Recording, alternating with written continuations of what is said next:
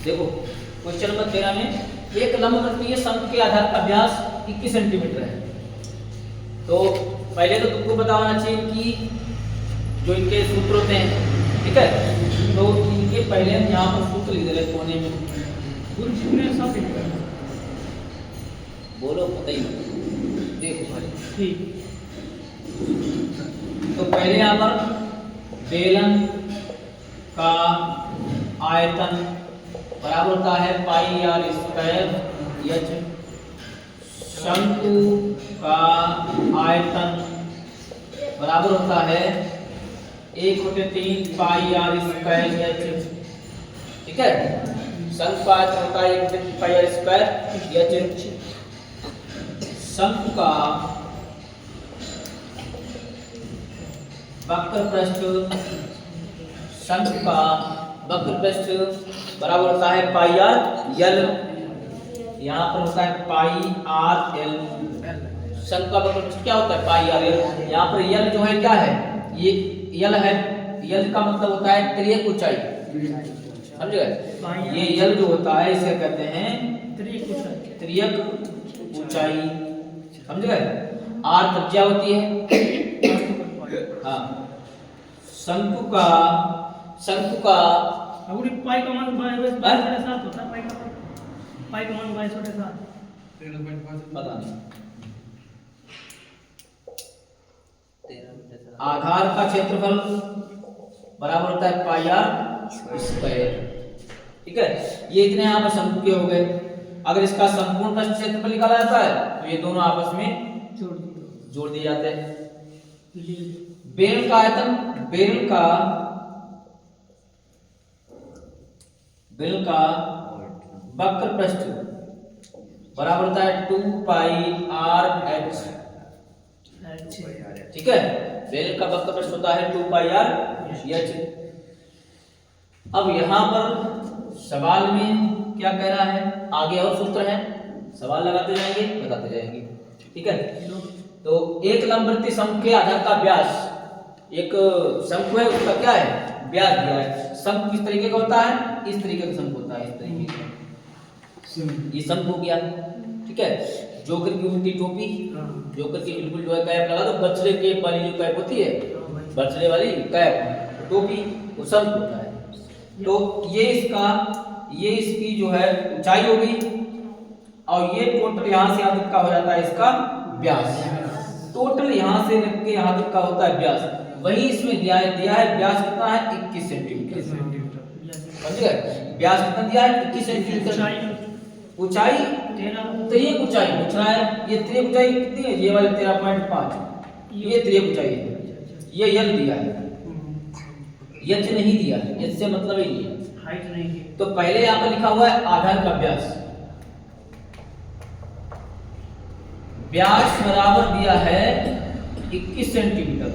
तो त्रिज्या इसकी निकालेंगे, त्रिज्या बराबर सूत्र होता है व्यास बटे 2। व्यास बटे क्या होता है 2 होता है। व्यास हो गया 21 बटे 2, अगर डिवाइड किया जाए तो त्रिज्या आर बराबर निकल आएगा 10.5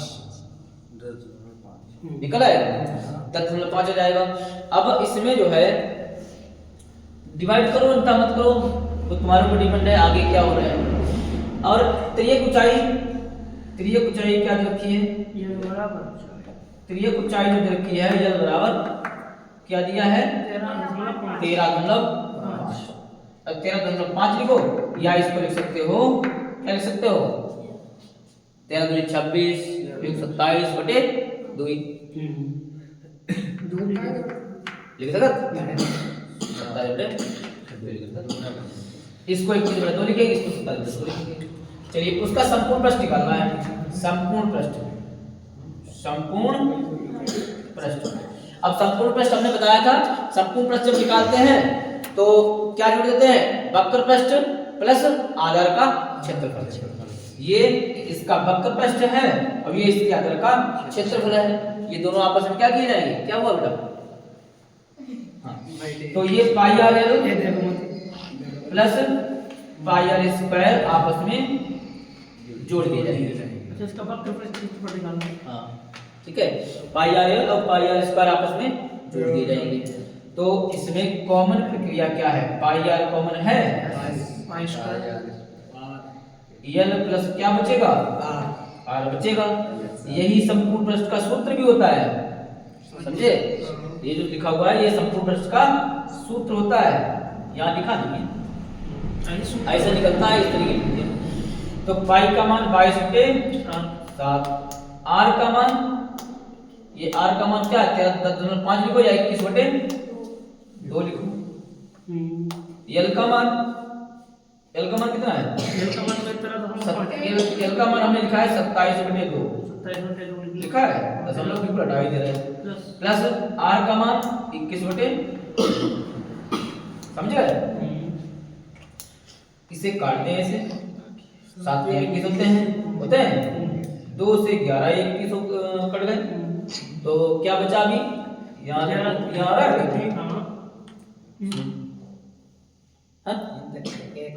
ठीक, देखो तो क्या हो जाएगा?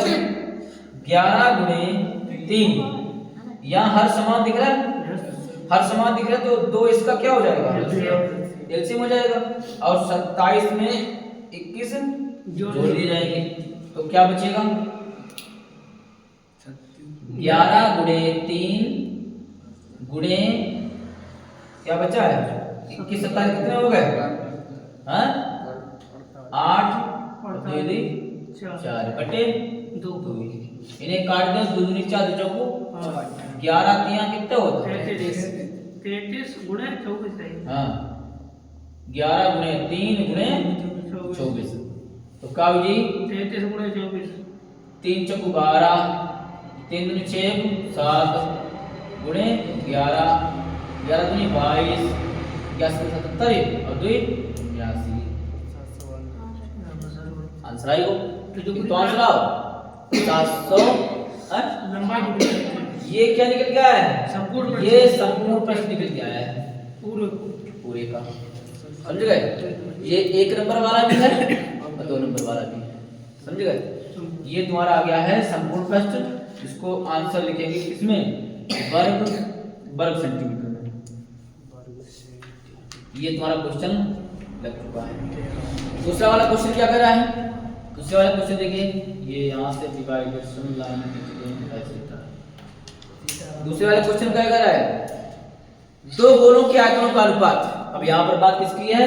गोले की है, तो पहले गोले के सूत्र पता होना चाहिए। गोले का आयतन क्या होता है? गोले का वक्रपृष्ठीय क्षेत्रफल क्या होता है? हाँ, तो ये जहाँ जहाँ सवाल आते जाएंगे सूत्र बताते जाएंगे, ठीक है? सूत्र पूरी अलग करना पड़ता है, हम लिख देते हैं। तुम्हारी इच्छा कैसे लिख रहे हैं? तो यहाँ पर किसकी बात है? गोले का अनुपात, आयतनों का अनुपात, आयतनों का अनुपात। तो आयतनों का अनुपात दिया है, तो हमें आयतनों का अनुपात से हमें त्रिज्या निकालनी है। क्या निकालनी है? त्रिज्या अगर नहीं निकालेंगे तो क्षेत्रफलों का अनुपात नहीं निकाल पाएंगे, समझे गए?